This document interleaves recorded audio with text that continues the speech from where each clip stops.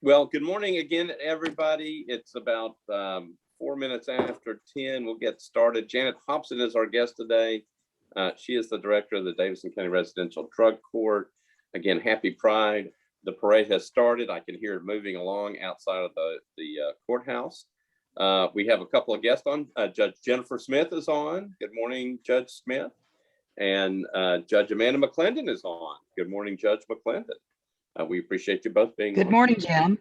Good morning, Amanda. Thank How you. are you? Well, I'm everybody. well. I've got a little bit of respiratory going on, so I'm staying in today. Yeah, you need.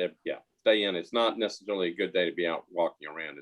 I don't know if it's still pouring down rain right now, but anyway, I can hear people screaming outside, so the parade goes on. Anyway, it's supposed to rain most of the weekend, but as I told people as we were getting on, I know the Pride festivities go on through both today and tomorrow at the Bicentennial Mall. If you want to come down, I think you need proof of vaccination, or you need a negative COVID test within the last 72 hours to get in. Everybody's trying to be very, very safe, so good for everybody. So Ms. Hobson, I'm coming back to you. Okay. Welcome.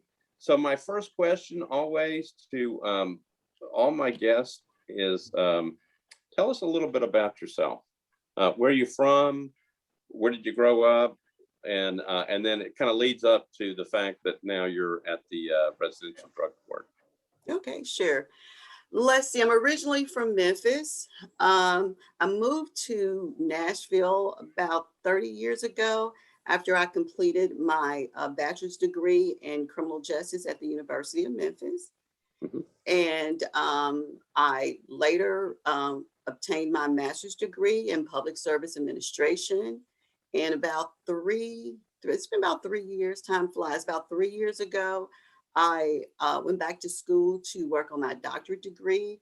So I have a doctoral degree in education and leadership and professional practices. In between that time, I kind of started my career. I knew I always wanted to do something in the legal field or in the helping field.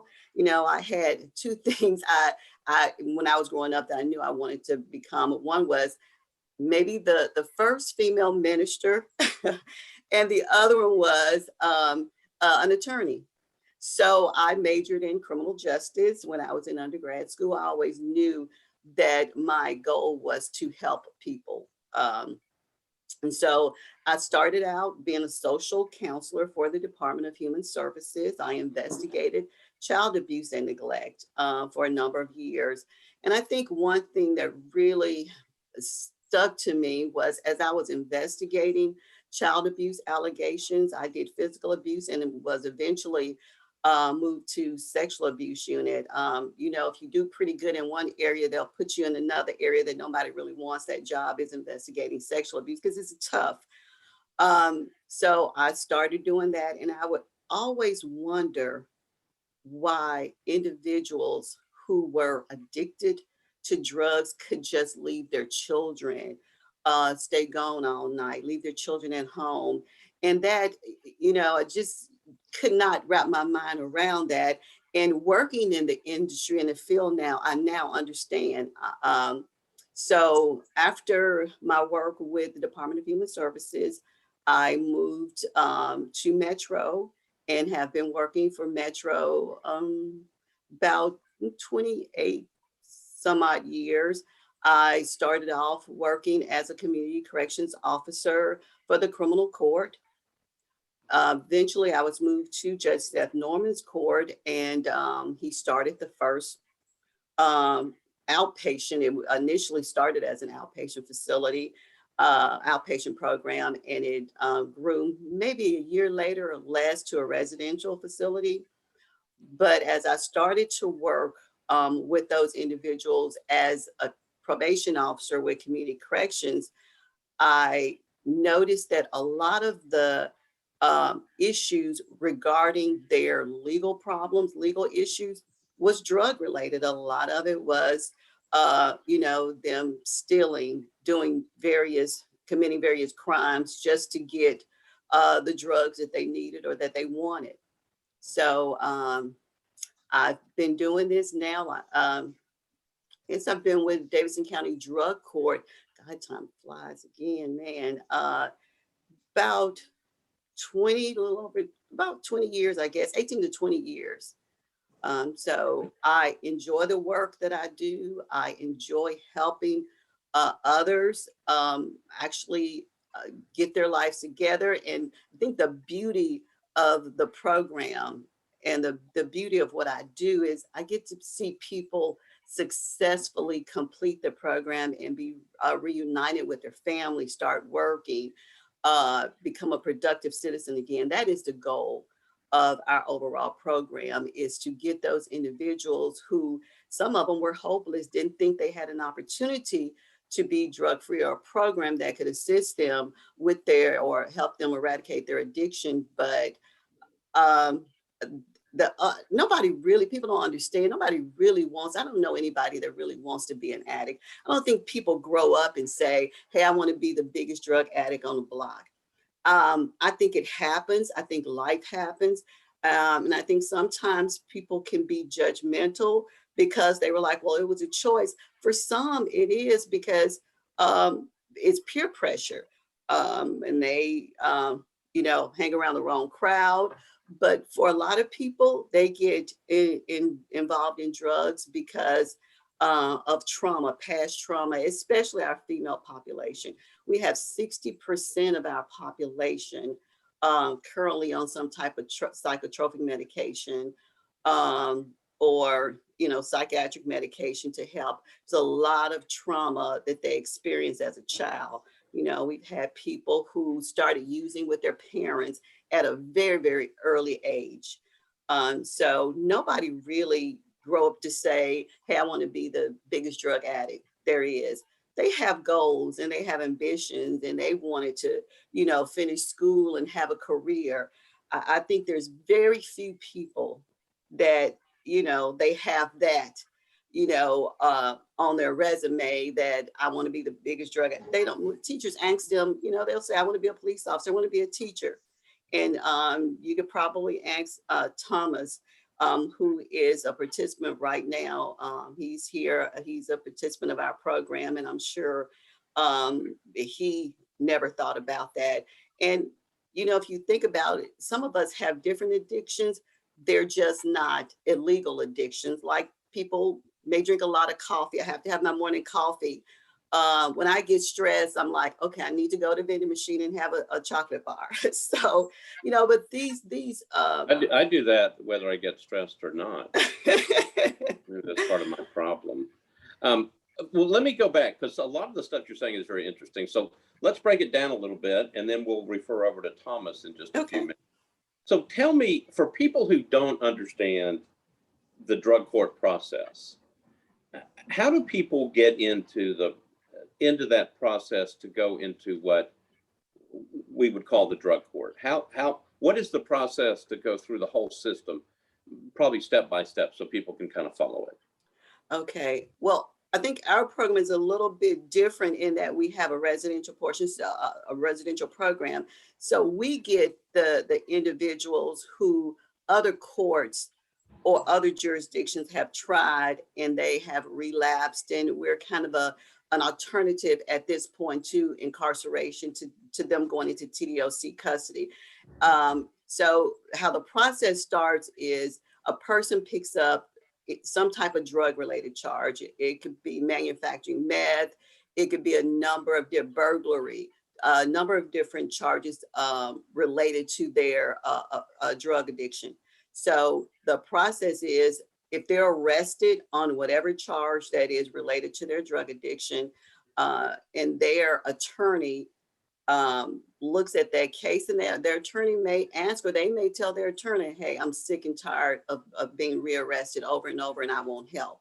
So the attorney then say, if you really want treatment, then I can help you. So what they would do is call us, or I'm just going to say any type of treatment program. But how we get them is, most of our guys have gone through various treatment programs. Most of them have gone to jail, in and out of jail numerous times, because our program is a felony program.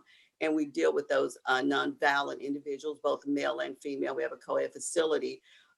So those individuals will say, look, I'm sick and tired of being out here. I've tried different programs. Nothing is working for me. And I'm kind of at, I'm at the point where I won't help. So that attorney would then speak to the DA on record, or if they're represented by a public defender's office, they would contact our drug court individual who his job is to he's a drug court assessor, and he will gather all the information, and we will pull that particular person's record to make sure that they don't have any violent offenses. We do not take individuals, according to our statute, that have a violent offense, because our program is located in the community. And that individual we will run that individual's record. We will contact their attorney. We will do an assessment. Once that assessment, we send a drug court assessor out. That assessor travels all over the state pretty much to assess individuals that we receive a referral on. After that individual is assessed, then we have a group of individuals, including counselors, the drug court assessor, the individual who actually does the assessment. What they'll do is they'll meet and discuss, look at their person's record, look at the score that they, you have to score a specific amount of points, because we only take high risk, high needs individuals, because we're a residential facility. And so if they think that. So are there people that are, so you're assessing for the purpose of trying to determine whether they're a good fit for the program? Yes, sir. That's correct. Okay. For placement. Are there people, sounds like there are people who don't get into the program. That is correct. It is a voluntary program. If, the assessor goes out and that individual say, hey, I don't know, this program may be too strict for me, or I'm just not ready for anything like that, and I don't want it, that plays a part into it. So we have a staff of individuals, maybe about 3 or 4, who staff each case and decides whether or not they meet our criteria. And again, we look at whether or not they have been convicted of any type of gun charge or any type of violence. Then they're most likely to not be accepted in the program. But motivation, and some of them don't want or really want treatment, it's just a means to get out of, to be honest, it's a means for them to just not go to TDOC or back in jail. But once they get there, they begin to buy into the program and stay. All right. So if they're assessed, if the assessment indicates that they're a good fit for the program and the individual wants to do this, do they have to go to court first? Is that how it works? Yes. Okay. Tell me exactly how that works. So that so the individual they've been assessed, they have qualified for the program. The individual wants to do it. What happens after that? After that, the staff member from our department will then contact the attorney of record, whoever referred them, and say, hey, we've accepted them in the program. Then a court date is set, and they go before the judge, and they sign their paperwork, and may take a couple of weeks or a month. In our case, of course, Judge Jennifer Smith is our presiding judge, and she's the judge over our residential facility. So they'll go before Judge Smith, and she'll, tell them about the program, make sure this is something they want to do, and they have to sign a court order agreeing to comply with the rules of the program. Once they do that, then we transfer them over into our program in the residential. We have about 100 bed facility, give or take a few beds, 60 for males and 40 for females. Okay. All right. So the individual, either male or female, comes before Judge Smith, and the program is described. They go over kind of I would guess kind of the parameters of the program, and then if everybody kind of agrees, if the individual says, this is what I want to do, then the judge signs off on the court order. And is the individual immediately transferred over to your program? Sometimes they may be in jail for a couple of days until we can send our transportation assistant out to get them out of jail. The court does sign a release for them, and usually we bring people over a certain day of the week, so they may stay in jail for another few days before we can get everything situated and get them transferred to the facility. But not long after they've had their court date and they agree to come into the facility, that we pick them up.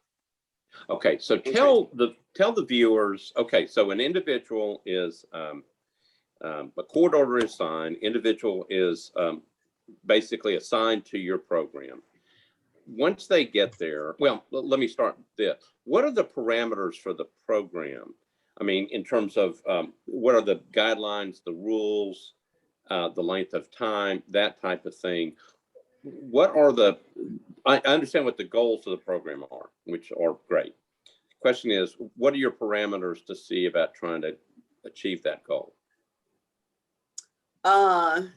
Well, we offer all types of services to make sure that they are, I would say, buying it into the program. For instance, we have a counselor talk to them when they first get there to make sure this is something they want to do. They've already said yes in court. We've already got them in the program.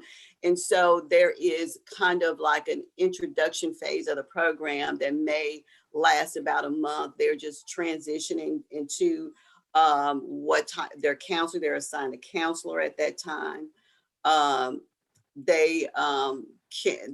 They're introduced into the facility. They're giving handbooks, rules, regulations of what to follow in the program.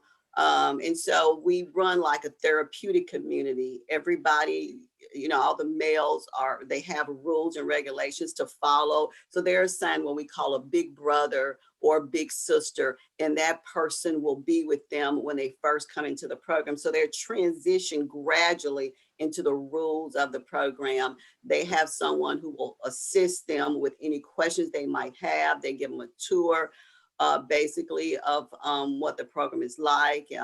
These are individuals have been in the program for a little while, that they have been assigned as a big brother or big sister to that individual. And I think it kind of helps break a lot of times they're afraid to come in and don't know what to expect. It's like, Lord, what did I get myself into? And so that big brother or big sister helps them to get acclimated into the program on a day-by-day basis. Okay, so individual comes in, and for the first while, getting acclimated, understanding the rules of the program. Yes. Some of the rules would be, you're in the program, can you leave, or you're basically there? You're basically there. We are not a lockdown facility. Okay. You sign a court order to volunteer to come into the program. And the reason, you volunteer to come into the program is because this is what you want. You're not forced to do it. This is the decision that you made. So, some of the rules consist of, there's I wouldn't say a huge, but there are plenty of rules. They cannot walk away from the facility. If that happens, then Judge Smith will sign an abscond order. We don't want it to be like a prison setting. So it's more, this is your home, and these are rules to follow. And I think Thomas, as he speaks, he can really talk about that firsthand, what his experience was like. I think he'll be better probably to explain that part of it, but it's just easing them gradually into the program. Okay, so you're in the program. Tell me this. So people come in probably in different stages, different assessments will show different things that they need. Your program is tailored, I would guess, to trying to meet the individual needs of what people need. I mean, are some people coming in and they just need to get off the stuff, and you're going to have to deal with that? I mean, tell us a little bit about what you're looking for right at the beginning of the program when people come in.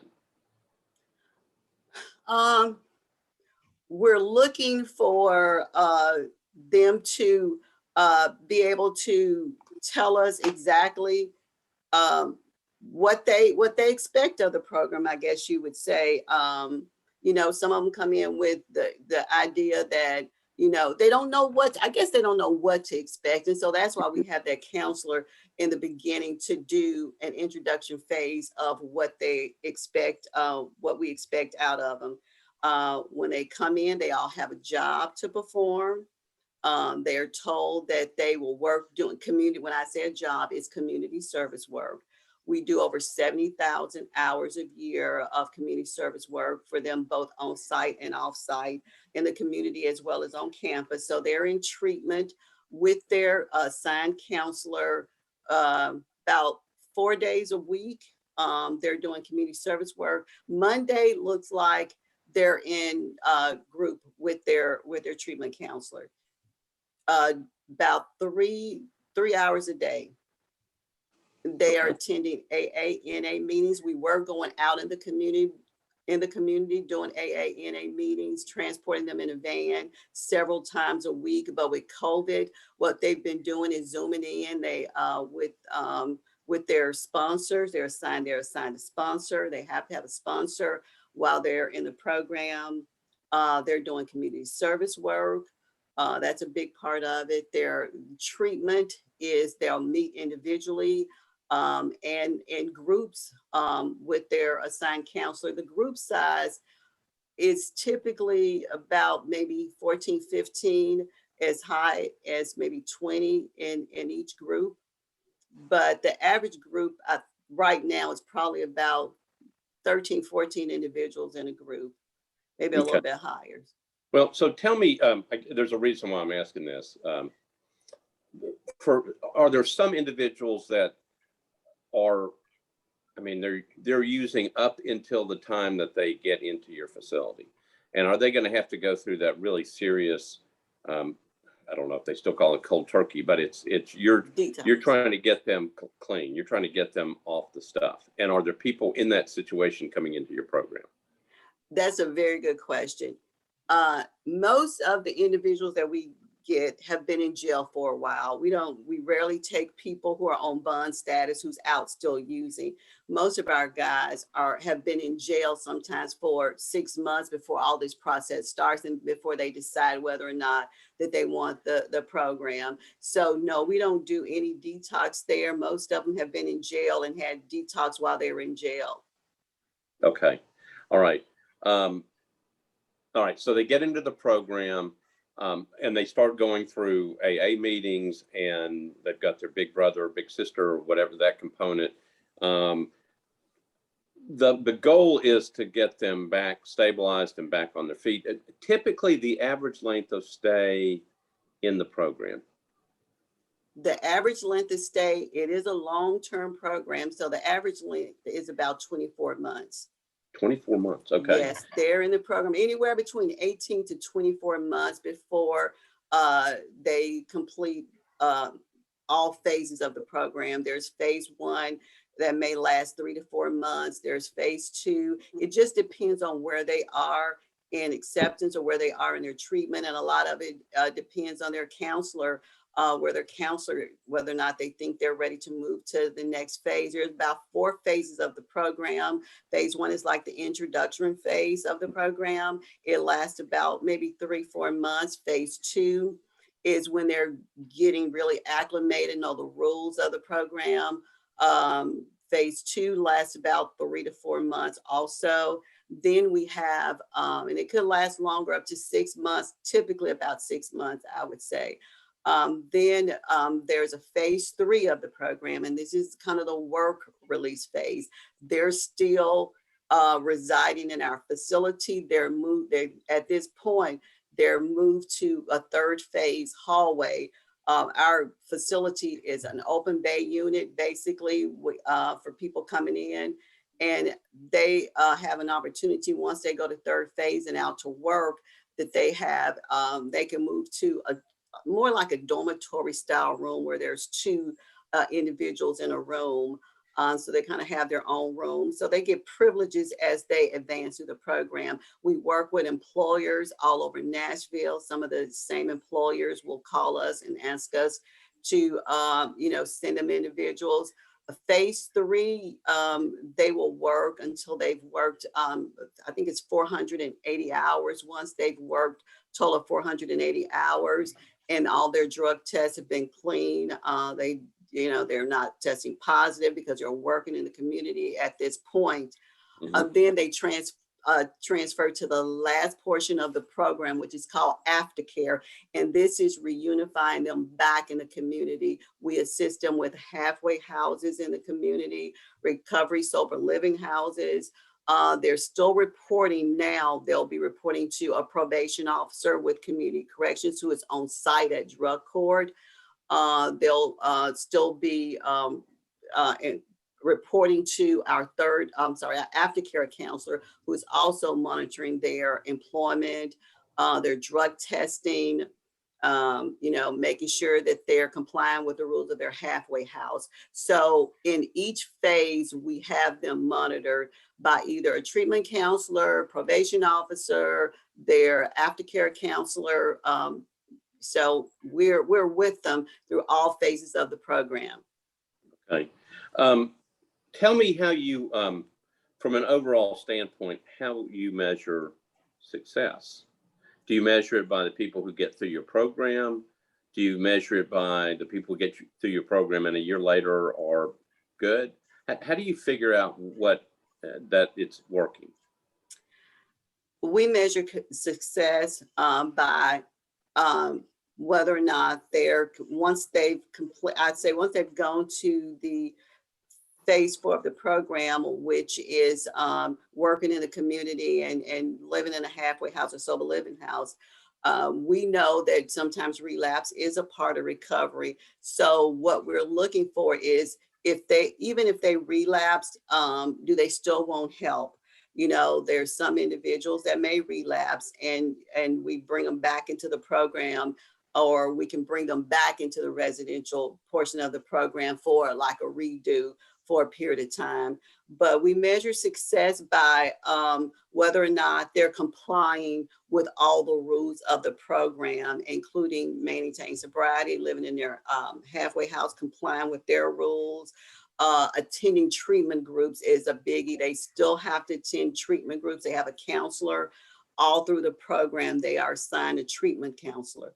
So if they're not missing any treatment groups, if they're compliant with all portions of that particular treatment plan that has been individually individually given to them and worked with them with their assigned counselor. So all of those things we look at.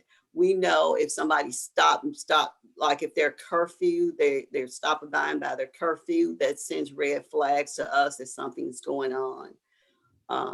So there's a lot of different areas that we look at as far as complying on whether somebody has been successful. But once you get through all of those phases, you're working good, you're testing negative on your drug test, you're meeting with your sponsor, they're assigned a sponsor, you're doing everything you're supposed to do in the program. Then we look at gradually transitioning them on to state probation. They're not done because the average sentence typically with us may be a 10-year sentence. We have somebody in our program now with an 18-year sentence. Doesn't mean that they're going to stay with DC4 for 18 years. It means that they're going to go through all 4 phases of the program. Once they're in compliance with all those 4 phases, then Judge Smith will sign a probation order and transfer that individual to state probation. And they'll finish out the balance of their sentence on state probation. Okay. So if they successfully complete the different parts of your program, it goes back to Judge Smith, who then signs an order that puts them, they're no longer, they're not incarcerated. They go on probation to serve out the remainder of their sentence. Is there anything else that goes with the order? I mean, the hope obviously is that they've gotten through all this. They're off of substance abuse.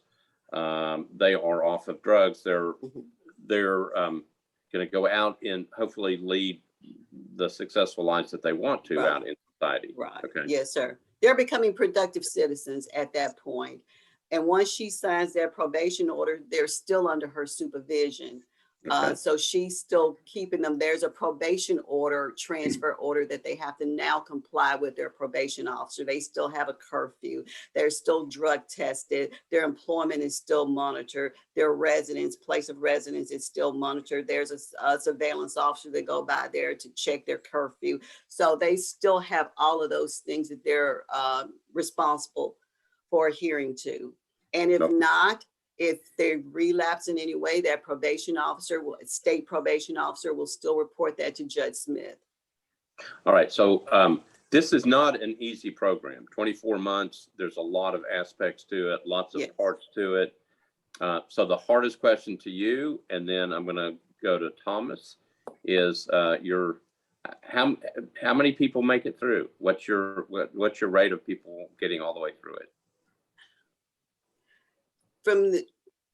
Probably about 50 to 60% of people make it through the program.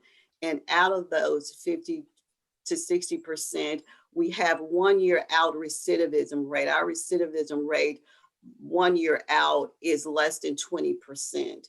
So that means that, 80-something% of those people we don't see again for at least 1 year out. Of course, the longer they stay out, like 2 years out, that recidivism rate may go to 25%.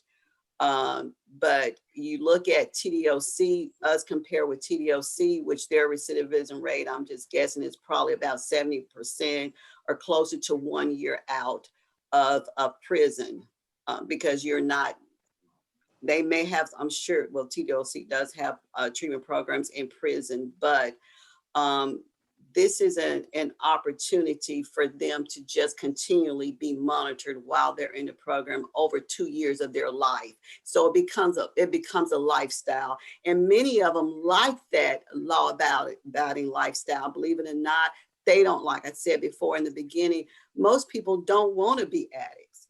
They have children that they want to go home to. They want to make amends with their parents because what they've done with their parents, sometimes they've stolen drugs from them, money from them to buy drugs. So people most of them don't want to be an addict. They want to be successful. And it's really up to them. Once we give them the tools, it's up to them to continue to utilize those tools that they're given. Well, so Janet, would you do me a favor and introduce, we have one of your stories on this call, Thomas Mowell. Would you introduce Thomas to everybody and then kind of explain his situation? Sure, and I'll let Thomas do that. Thomas is currently in our facility. Thomas, you can kind of tell him how long you've been there, who your counselor is, and what you like or what you don't like about the program. My name is, good afternoon. Thank y'all for having me, Dr. Hopkins, Vice Mayor Shulman, and Judge Ms. Smith. Thank you very much. It's an honor and it's absolutely a privilege to be able to sit here and talk with y'all. I'm Thomas Mowell. I'm 51 years old. I've been in this program going on 7 months now. And I speak from the heart when I say this, it is absolutely a life changer. You come here and you get away from the things that you didn't need to be around. I've never been in trouble in my lifetime. 51 years old, I found myself in trouble. A good citizen in my hometown, Macon County, which is right on the Kentucky line up towards Scottsville, Kentucky. Great family in the community. I'm just all around great guy, but got into drugs, and that drugs turned me into a different guy, specifically methamphetamines or ice. It was a short term in ice. I done drugs casually over my lifetime. I was in the car business for almost 21 years. I run the Dodge Jeep store in Madison. Also run the Dodge store in Gallatin, Tennessee, with the #1 Hyundai store in Austin, Texas, Southport Hyundai. So I had a very successful career and very successful life. Grew up very happy, very happy. I got one sister, and just throughout the years, got in the car business, and over time, you got tired working 14 hours a day, and you kind of start doing things that stimulate you a little bit. Just started off with cocaine a little bit. And then I got tired of that after a while. And one day, one guy, finance officers offered me, said, here, try this. It's ice. I said, I'm not doing meth. He said, oh, it's not meth, it's ice. That automatically said it's okay. Got a lot of energy. And then, you know, one thing led to another. And within 7 months, I had a criminal record. In jail, I was offered a program called RDAP, Residential Drug Abuse Program, which was a little bit of a program. It's not nothing like DC-4. DC-4 will, it opens your eyes to a lot of things that you don't normally see. I'm thankful I got a great counselor, Mr. Elijah. He's amazing. Dr. Hobson's amazing. Everybody that this program is amazing because they give you an opportunity. They don't, it's nothing shoved down your throat. We give you the tools, we present them to you. We teach you how you can live a life drug or alcohol free. Like Dr. Hopkins says, there's no barbed wires, there's no fences, there's no locked doors. You can leave, but that's part of the consequences. Now you want to be, if you're here, you want to be here. You know, I was thankful to meet with Miss Debbie when I was at the CCA. I was scared to death. I didn't know nothing about DC-4. And we talked, and I immediately, when Miss Debbie talked to me, when I left, I had a soothing feeling. I felt like I've got a chance to accomplish something, because a lot of people can say that they can quit drugs on their own. And some are successful to do that. But when you get here and you get into a structured program, you just start giving you tools. You know, we do what they call MRTs. There's a mechanical recognition therapy. We do things called schemas. You know, teach about things in life. We open up sometimes things in our life that we don't talk about. We kept them hidden inside. What caused us to get into drugs? You know, was something hurting us? Do we have a bad childhood or something happened in our lifetime? You go to group here, and you get to sit around other like-minded people and share your story. I never once was one to think I'd ever be in a situation where I'd be talking about, you know, my drug use, my past history and stuff like that, openly and freely. When I got here, just like I'm going to keep my mouth shut and I'm just going to listen to what everybody says. But to be successful, you'll learn to participate, and then you become very comfortable with that. This program allows us to recognize the areas of our thinking that we need to change, and they show us how to change that thinking. You know, we don't have to live a life with drugs or violence, nothing like that. Thankfully, I never was in any kind of violence, but I was into drugs. And when I got here, I'll be honest with everybody, I didn't want to consider myself as an addict. I didn't want to say that. You know, part of it is my name's Thomas Mount. I'm an addict. That lets you express yourself, knowing, say, hey, I am an addict. I'm not ashamed of it, but I'm fixing to be a recovering addict. And this program will teach you, you know, you may be an addict now, but you will recover. We do recover. If you put the effort in, you utilize the tools, and you really want it bad enough, you will recover. You know, one thing about it, I love it to death, and I don't mean this no bad way at all, but when we go to court, I love it when the Honorable Miss Smith, she says, Thomas Mount, I got a great report. I love that. It's them little things that you feel like, hey, I'm doing the right thing. And somebody with a lot of authority and you respect a lot gives you that little bit of confidence, you know, you're doing good. Keep up doing what you're doing. One of the sayings is, you know, this is not a race. You know, it's a marathon. It's a journey. You know, if you put in the right training, and if you put in the right, use the tools that you've got, and you listen and you want to be clean and sober, you will be. This program will get you that way. There's a lot of freedom. It opens your mind up to things, you know, well, I can do this, or I can do this, or I can make the right decision every day when I wake up. And you make the right decision, and down the road, them right decisions are going to pay off a lot. So Thomas, let me ask you a question, a couple of questions, because Yes, it's very interesting listening to you, and congratulations on your success so far. Thank I think you. it's great. What made you decide to go into this program? How did you get convinced that this was what you needed to do?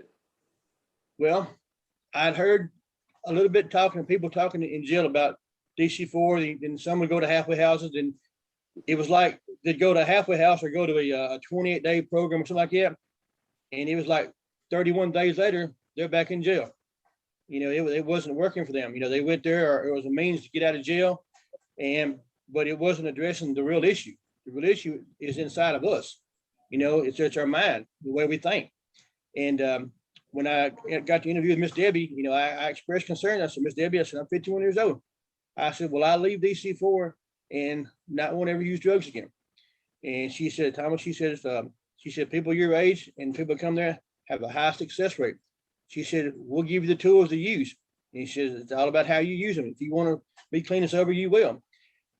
The thing about here is, yes, we get drug tested a lot, but the thing I like about this program, one of the many things is we don't consider drugs even in our mind. We don't want to go out to work and come back and take a urine test and be fail for a drug test. That part of our life is gone. And it's a community that says the same thing. It's just not me or two other people here. We all want the same thing. We don't want drugs in here. We don't want drugs in our system. And we don't want to be around drugs. And that kind of makes everybody strong and bond us together because we're all going for the same goal. You know, we want to get out here, get back to our families. We want to, because in this program, in certain phases, you reunite with your families. You know, we have visitation when you come and see them. You see your mom and dad, you see your kids. They're happy for you. They're crying happy tears. You know, I got to see my dad. I got to see my mom. And it go ahead and gives you more courage. Like, you know what? I can say no. I'm doing good. Good for you. Hey, let me ask you this. The toughest part of the program so far for you, what would you say it was? The toughest part of the program, first of all, was accepting it, that I was a drug addict, that I had got to that point in my life. It ain't the time or length that you're going to be here. It's not the work that you're going to be putting in there. It's sometimes looking in the mirror and saying, you know, I'm an addict. That's the toughest part. And I believe that's everything else is just, it's how you make it here. You know, if you put in the work and you keep utilizing tools, it gets easier and easier and easier every day. The book tells you that every day it gets easier and easier. And it really does, because the thoughts of doing wrong and doing drugs don't completely leave your mind, but they get further and further each day you do right. And when we go to the 12-step meetings at nighttime, you get to listen to other addicts all the way around the world. We do a local 12-step on Wednesday nights, spirit group. You get to hear people that's got 5 years, 10 years, 15, 20 years plus, and living a great life. They got houses, they got cars, their marriages is great, their life's great, and they can't sit around. It's all about working the steps, working the program, and being honest with yourself. And that's the lifestyle that I choose, that I want. And everybody here is on the same page. We want that. We want everybody to be proud of us again. We want to be clean, be productive members of society. It sounds like you've got, obviously you talked a lot about your counselors and Dr. Hobson and other folks, but it also sounds like you have a really good support group among other people in your same situation that may have been here longer in the residential facility than you, who are there to help encourage you and support you and get you on that means to where you want to get to. Is that right? They are. It's just like I'm in the second phase now. I'm on 7 months. I'm in the second phase. I got my friends that beforehand here, even my big brother, he's in third phase. You know, he's going out to work, making money, you know, seeing life again. And, you know, I've got guys that when I first got here, they had done coined out, as we call it. They're at the halfway houses. Well, they're coming back and seeing Judge Smith once a week, or every other week, I think, and seeing that they're doing good. And it's just like, man, they're doing good. We're doing good. Then down here is our alumni building when we do community service. The alumni people come down, that's been out for a while. They're coming back. They're giving back. So we're looking at them coming in, going to court. They're doing good. We got the alumni coming back. They're doing good. You know what? We're expected to do good too. You know, the program's going to make us shine, but we're going to make the program shine just as well, because it gives us what we need to get to the situation where they're at. And they're all happy. You see smiling faces when they come in here. It's just a good feeling knowing that people before me are doing good, and I'm on that same track. I'm going to do just as good or better. Sounds good to me. How often do you have to go back to court? We go back to court. Yeah. How often do you have to go back? Us being just in first and second phase, we go to see Miss Smith every other week. Okay. The ladies see her, Miss Smith, every other week, then we don't see her. So it's going to court every other week. And just for people who are listening, what is that when you go to court? What's the process? Is the court is reviewing kind of where you are in terms of the program? Yes, sir. Going to court now is actually pretty awesome. I ain't gonna lie. So we all go in there and we kid about it like we're going to go in there. We're going to get a good report. Nobody's going to get a bad report. Keep doing what we're doing. We'll go in. Miss Smith, she's always in a good mood. Now, don't get me wrong. If you're not doing right, she's going to let you know that you're in court. You know, she'll correct you. But it's good to see her come in and smiling, I think before she gets here, they have a staff meeting somewhere along the line where all of the counselors, I think Ms. Hobson, them might be involved, Dr. Kim, will kind of tell us, this is where they're at. This is what they're doing good. This may be what they're slacking in a little bit of an area. So she'll have a real good report to go talk to you about when you get up there. She'll ask you about, hey, tell me something good since the last time I saw you. And that, again, that distance, she just gives you strength and encouragement and say, hey, tell me something good. Because typically you go to court, you're scared to death, your knees are knocking, you don't know what's fixing to happen, and you're scared. When you go to Miss Smith's court and you're doing right, it makes you feel good. She makes you feel good. And everybody here, we kind of look around and say, okay, did you get a good report? And it's kind of a adults acting kind of like kids. We're happy. We go out, we high five. We got another good report. We're that much further to get to where we want to be at. So it's a good court session. Well, I know Judge Smith, and she's a good one. And I Yes, like the fact that she's giving you lots of encouragement and smiling when she comes in. Absolutely. And that there's a sense of camaraderie among everybody to really provide good reports. So everybody gets out of there with kind of everybody's in good shape when they come out. Mm-hmm. Well, I'm impressed. So you're in your second phase. You've been there about 7 months, and Yes, sir. everything seems to be going well. Yeah, everything is it's going a lot better than what I expected. You hear things like, well, this may happen, or you're not going to like it. Well, obviously at first you're not going to like it because you're expected to do the right thing. Obviously when you're doing drugs, you wasn't doing the right thing.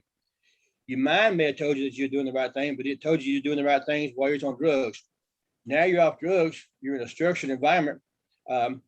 If you get out of line, which that's very rare to hear at all. I mean, because we have, like Dr. Hopkins said, we have rules that we go by. There's certain rules. You've been in bed at that certain time. You get up at a certain time. You have chores that we have to do, community service that we have to do. We have what they call a pull-up system. You bring some stuff to awareness. If you leave your book somewhere, or if you're out of line, it just kind of brings you awareness. Hey, get back in line a little bit. It's not nothing bad at all. It just keeps you doing the right thing every day. So there's a lot of accountability here, but it's very good accountability. It's something that you feel good about yourself. You feel your self-esteem comes up. I don't know of any other guys here that has any low self-esteem, because we have big brothers that pick us up. I was fortunate enough to sponsor, have a little brother, Mr. Michael Davis. He's doing great, and it makes you feel good because I take what Mr. Briggs give me when I come in, because he's my big brother. I'm passing on to Mr. Davis. And when new guys come in, Mr. Davis pass on to the next one. So we're giving back. It makes us feel good because that's part of your recovery is giving back. And I have no doubt in my mind whatsoever, every single person, guy on this side, and I'm sure the ladies are the same way, that will do good out here because everybody here has the good intentions. We have the encouragement from the staff. I couldn't ask for better staff. I mean, I couldn't. Dr. Hobson and the staff, my counselor, Mr. Elijah, everything's great. I'm not just saying that to be saying that. I'm saying that from my heart because that's what I mean. If there was something that needed to be said, I promise you I'd tell you. But I'm thankful. I'm very, very thankful for what I've been given the chance. Because like I said, I'm 51 years old. I've never been in trouble in my lifetime. I'm thankful to get rid of the drug addiction every day. I'm thankful that you don't come in here in a short period of time, you let go. I'm very thankful for that. And I didn't think I'd ever say that because I want to make sure when I leave here that I've been given every tool that I need in my mind to do the right thing. My kids want their dad back. My mom, dad wants their son back. My sister wants her brother back. I'm very blessed. I'm extremely thankful. I'm very blessed. Well, I'm very proud of you. You're doing good. Keep up the good work. Absolutely. And I also am very appreciative of the fact that you would be on today's call and talk about your situation, your story. So I'm very thankful. You're doing good. Keep up the good work. So I'm going to go Thank you very back. We have a few minutes left. I'm going to end up with Dr. Hobson. So Dr. Hobson, Thomas gave us obviously a great story and a great insight as to what goes on. Tell me this, Dr. Hobson, in terms of the capacity of the facility, you've got 100 beds. Are you almost full? Do you stay almost full? We did prior to COVID. Actually, we were at one point, We had about 90 participants in the program, or 90 plus participants, but our funds are limited as well. We probably haven't had an increase in our budget in the last 10 years or so, and Judge Smith may comment on that later on, but prior to COVID, we were at full capacity pretty much, but we stopped taking individuals during COVID for several months. So we're about halfway to capacity at this point, and we're starting to bring people back in. And one thing that we do make sure that they have their vaccination cards from the jail, because we're taking individuals and picking them up directly from jail. If they're from out of county, that county is transferring them to the Davidson County Jail. And then we have a transportation assistant. That is that person's job, is to pick them up with the court release and bring them to the facility. And they must have their card. And we check with every jail that we receive participants from, just to make sure, have they had their vaccine? Will they have their card with them when they come? So COVID is kind of, thrown a whole new, I guess, interesting set of circumstances in getting people, but we are about halfway to our capacity, based on, number one, based on our budget, and number two, based on making sure that those individuals that we do get from all over the state, that they have their vaccine, because the last thing that we want is to bring in somebody that affects the whole community, because Okay. you're so close in proximity. Right, I get it. All right, so tell me, you were talking about limited funding. Where do you get your funding from? We get our funding from Tennessee Department of Corrections. They pay us about $35 per day. We've had that same per diem cost since we started getting funds from them. Never had an increase. We've gone to, they've been really gracious when we asked. I know Judge Smith has been very aggressive asking for increases, and TDOC will put it in their budget, but it never quite gets to where it needs to get to with the governor's office and so forth. But we're still operating, like I said, pretty much on the same budget for a number of years. So our funding comes from $35 per diem from TDOC. We also get money from the Department of Mental Health and Substance Abuse Services. We get pass-through federal monies from NHTSA, which is the National Highway Safety Office, that pass through Department of Safety to the Department of Mental Health. We get about $60,000 that covers one employee's salary.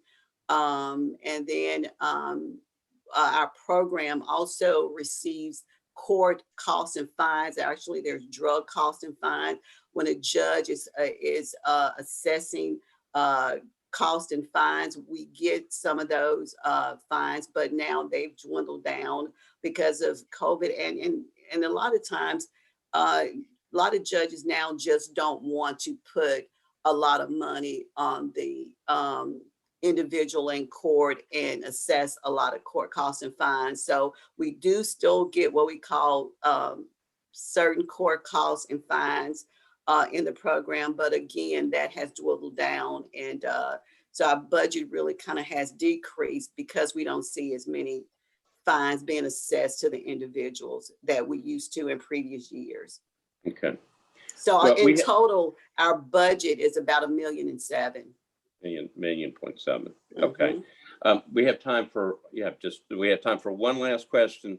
Are there other facilities like this around the state or around the country? This is pretty unique, but are there other ones that operate in Tennessee?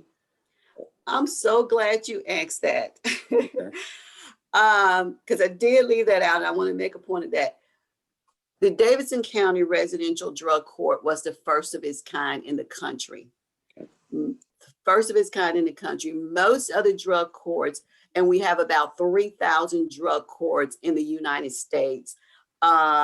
We have various I believe there's a drug court now in every state in the US. So most of the other drug courts or recovery courts now is what they're being called are outpatient. And that's why we, start getting people from all over the county. In the beginning, the program started with just, it's a unique program. I worked for then when Judge Seth Norman was over the facility. It started as an outpatient, but time will teach you that sometimes you cannot put a cookie cutter approach for everybody. Everybody doesn't do well in outpatient. They abscond, they take off, you place them back in the same community that they came from. So, okay, you're in outpatient, and it works great for some people, don't get me wrong, but some people that have been using drugs for a long time need to get out of that environment and get into a community of other people who are like them. So it was the first of its kind, yes, in Nashville. Now, TDOC actually duplicated a residential program a couple of years ago in Wartburg, Tennessee. It's called the Morgan County Residential Drug Court, and it is for, it's an all-male facility. They don't have the headache like I do. I've got a co-ed facility. So it's an all-male facility. Now we have a female. This governor has put money in the budget for a female facility. We have a female facility, all-female facility coming online here in Davidson County. So for years, and this program is probably going to celebrate the 25th anniversary this year, next year, that we've been in business.